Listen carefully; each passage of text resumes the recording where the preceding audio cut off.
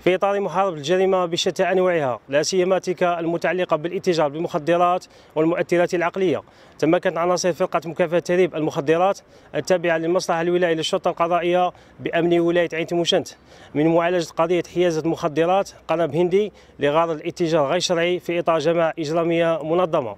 حيث تم توقيف شخصين تورطا في القضية. قضية الحال والتي كانت تحت الإشراف الدائم والمستمر للنيابة المختصة إقليميا جاءت إثر معلومات وردت لعناصر الفرقة والتي مفادها وجود شبكة إجرامية منظمة مختصة في الاتجار بالمخدرات تنشط في الجهة الغربية للوطن من بينها ولاية عين تيموشنت.